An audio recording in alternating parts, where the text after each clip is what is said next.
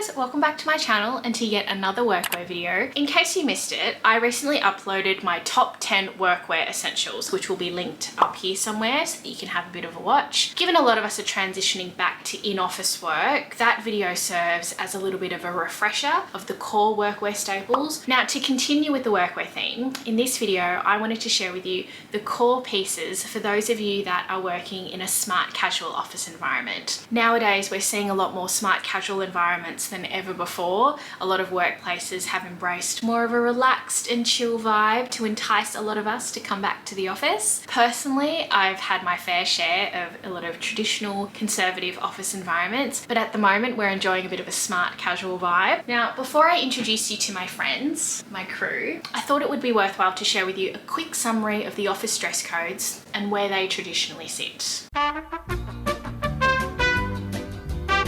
So starting off with the highest levels of professional dress, we've got business formal right at the top, followed by business professional. Think old school lawyers, accountants, consultants, politicians, etc. Tailored suits for men with ties, suits for women, either a skirt suit or a pantsuit, a tailored dress. Next we have business casual, which is a more relaxed take on the more formal dress codes, but it is still professional. Men are still in shirts with slacks. Ties aren't essential here. Women will still be in slacks and skirts, and they might pair them with blouses, jackets or knits. You can play around a little bit more here with colors and patterns and accessories, and I think this dress code probably applies to a lot of you because we were seeing a lot of this pre-pandemic in a lot of workplaces. That was certainly something that was embraced in the law firms that I was working at, as well as the government agencies. Taking it down a notch, we've got smart casual, which can be best described as casual but still professional.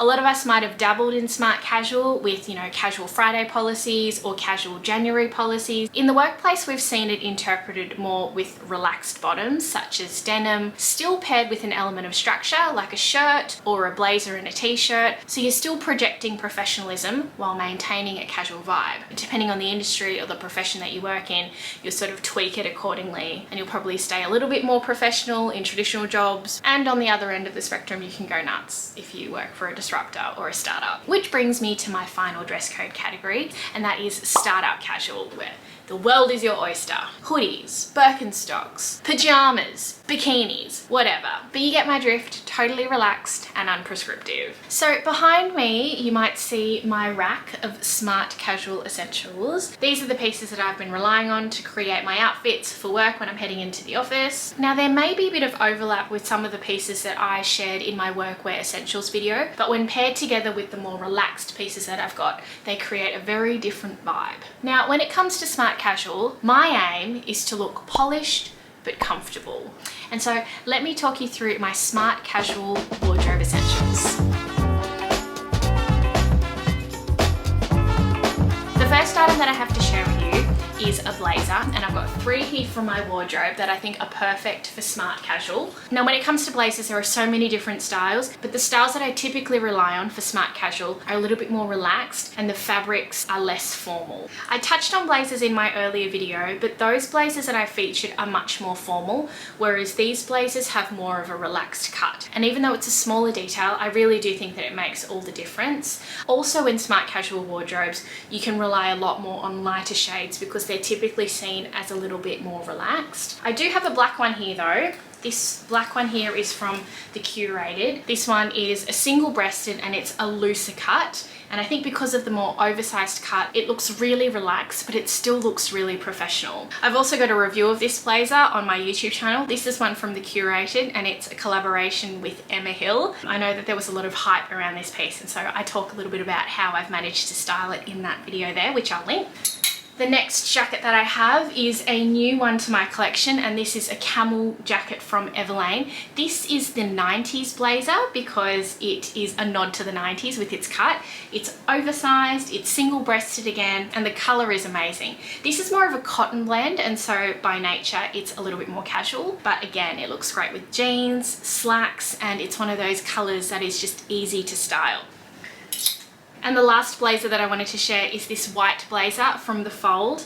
This is in a crepe fabrication, and so it's made of this magical wrinkle resistant fabric. I think white is always a little bit of a risk, and for me it's twofold. On one side of the spectrum, I love my pasta and my red wine, and I am just naturally clumsy, and so I'm sure you can work out what might go wrong there.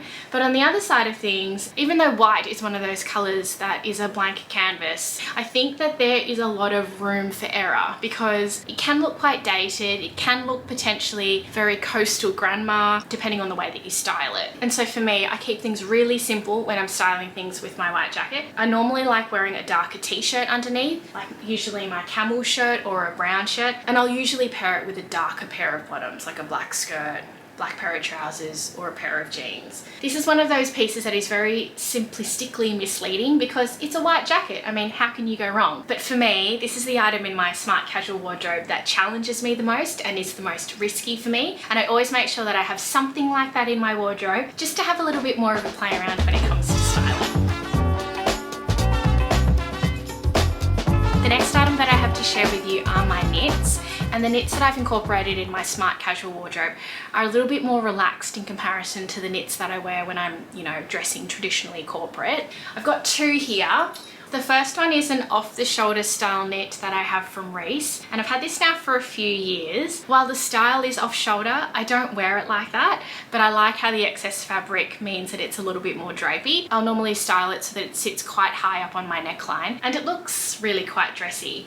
I relied on it quite heavily for casual Fridays because it's the perfect dressy, polished knit that looks great for when you're going out for Friday night drinks. And so this is a style that Reese always release in new colours every season, so I'll have it linked down below. I have this in a size small, but I probably could have sized down to the extra small with the same effect. And so I think if you're typically a size 8, I would recommend that you go for the extra small. The next knit that I have is a newish one to my wardrobe, and this is one that I just bought from Arket. It's a striped knit with a polo neck style. I think that the polo neck makes it look dressy for the office. This one is quite a weighty knit. It's made of organic cotton, but the weave is quite tight and it's quite heavyweight. Very similar to crepe knit from Scanlan Theodore, but I think it's perfectly pitched as polished but comfortable. I wear these with a pair of slacks or with a pair of pants, and it just perfectly nails the smart casual brief. And this is also a fantastic dupe for the Celine style. It's been restocked several times now because it's so popular. This is one that I highly recommend, not just for your smart casual wardrobe, but for your everyday wardrobe. Next up, I have a shirt, and I have a relaxed fit shirt here. This is a boxy Oxford shirt from Everlane. While this is a collared shirt, this is a very relaxed cut. It is cropped, it's boxy, it's got these larger exaggerated pockets.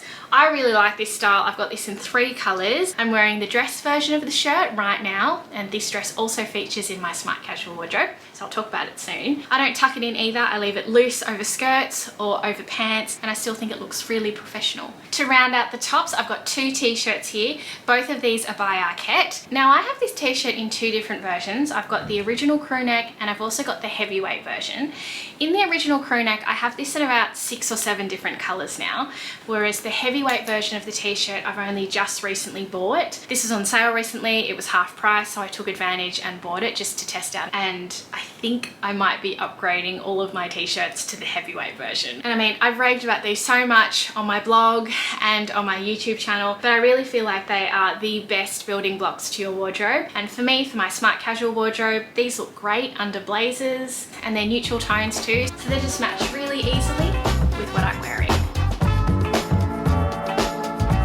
Next up, I wanted to talk about the dress that I'm wearing, and this is a boxy Oxford shirt dress from Everlane. This is the dress version of the shirt that I have previously talked about. I've got the shirt in 3 different colours because I love the style, and the dress was only recently released, and so I had to give it a go. I have this in a size extra small, and it is a really roomy cut, but with the belt you can sort of cinch it in and play around with the silhouette that you want to achieve. This dress features in my most recent Everlane video where I do an unboxing of pieces that I received from the brand, and ever since that unboxing I have not taken this dress off. Next up, I have a pair of classic black pants, and these are a wider leg style. These from the Frankie shop. I have featured these many times in videos because they're my favourite style of pant. I think they're perfectly polished and relaxed. When I pair these with a t-shirt, it just makes my outfit look dressy straight away. They look great with flats, they look great with heels. I love how these are such a classic style, but every time I wear them I feel like a really modern and contemporary woman. I have these in 3 different colours, a camel, a brown, and and a black. I find that the black pair features really well with my smart casual wardrobe, considering I have a lot of lighter neutrals up top. I have another black bottom now, and that is my Anine Bing black skirt, also an item that I've featured a fair bit on my YouTube channel and on my blog. This is one that I purchased for wearing on nights out and for events, but it also works perfectly for a smart casual wardrobe. It looks amazing with t-shirts and it looks great with jackets. Because of the sheen to it, it adds an additional bit of texture, and because it's black, it just goes with everything. I had never really dabbled in the satin skirt trend until this year when I decided to bite the bullet and buy this skirt, and I'm really glad I did. This is one that I have worn so much, and it's the gift that keeps on giving because I love that I can also wear it to work. Now for another pair of pants that also featured in my recent Everlane video. These are the Everlane Dream Pants, which are my tailored track pants, because if you look up close, they are actually a fleecy pair of trousers, but because of the pin tuck detail, they look like they're tailored pants. These are so comfortable. They've got an elasticated waistband, they've got pockets, they've got everything that you need in pants, but they just feel really soft. And I've got these in 4 colors now. I love that I can wear them to the office as well because I am so comfortable in these. And the last piece of clothing on this rack to share with you before I move on to shoes and accessories is a pair of jeans. Probably one of the more obvious choices when it comes to smart casual. I think a blazer and jeans combo is very popular. The pair that's in my smart casual wardrobe is a tried and true pair from Nobody Denim. I love Nobody Denim jeans. They are my favorite brand when it comes to denim, and this is their high-waisted skinny fit jeans. Call me old-fashioned and geriatric, but I still love a skinny jean, and I think that they look really polished as well. And when it comes to denim for the office, I tend to avoid any rips or any distressing, and I just keep it quite classic, and I keep things quite conservative in that department. I have about 5 or 6 pairs of Nobody Denim jeans in my wardrobe, and I think that the quality of their denim is incredible. Now onto shoes, and I've got 4 pairs to share with you that are sitting under my rack, so I'm just gonna grab them. The first pair that I have to share with you are a pair of pointed flats, and these are in a really lovely rich brown shade. These are the Natalie flats by Sarah Flint. These were made famous by Meghan, Duchess of Sussex, when she wore these. They are the perfect dressy casual shoe for many reasons. There's the pointed toe, there's the fact that they're a very classic design, there's a playful little bow that makes them a little bit more dressy. Next up is a pair of loafers. I love a pair of loafers to just instantly elevate my outfit. These are my beloved Gucci pair, which I've featured many times now in my videos. I just don't think that you can go wrong with a black pair of loafers. I think they're classic and they're timeless, and you'll be able to style them both for work and off duty. Something that I would also recommend if you were to get a pair of Gucci loafers is to have them resoled with the rubber sole, because it just makes all the difference, and it just means that you won't slip if you are clumsy like me. And for those of you that want a little bit of height, for me, the ideal heel for a smart casual wardrobe is a mid heel, a mid block heel as well, just to make it extremely comfortable. And the pair that I've been wearing quite a bit are these slingbacks, also from Sarah Flint. They come in a really lovely cognac color. They're made of a Napa leather that is really quite soft and supple. And I really love these because they're a really dressy and conservative design, but the slingback just makes these a little bit more relaxed. I actually have no issue wearing slingbacks to work, even in a traditional corporate environment. I think Australia is a little bit more relaxed in that regard, and there's no need for like a closed heel as well as a closed toe shoe. But the color of these just screams smart casual and just give off more relaxed vibes. And my last pair of shoes is a pair of white sneakers. The fact that we can get away with wearing them to the office is so good right now because they're currently on trend.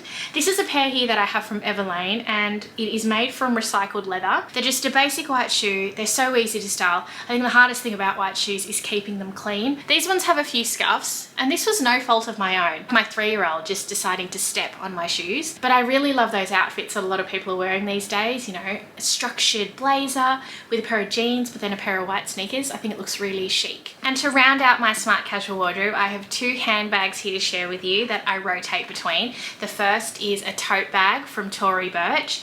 This is the Tory Burch Peri Tote, which I'm due to do a comprehensive video about very soon in the meantime, you can read my review that I put up on the blog, which I'll link down below. I really love this bag and I think that it's excellent quality for the price. You're not paying European designer prices, but you're getting a lovely minimal design that is just excellent quality. And it fits a laptop and a heap of other things. This has been a really great bag for work. And another one of my bags is my Celine belt bag, which is in the largest size available, which is ironically called the mini size. I have a review of this on my YouTube channel, which I will link. It's actually my most watched video. This one I've had in my collection now for a few years. It doesn't fit a laptop though, so when I do carry a laptop with me to the office, I'll just hold it separately. My work laptop's quite light. It's only about 1 kilo, and then I will just have this bag on my shoulder. I'm a bit of a handbag fiend, and so I think that if you have the means, then you should definitely invest in a nice handbag, because I think that it's the perfect way to finish off a look. Obviously a black bag is a safer choice because it just goes with everything,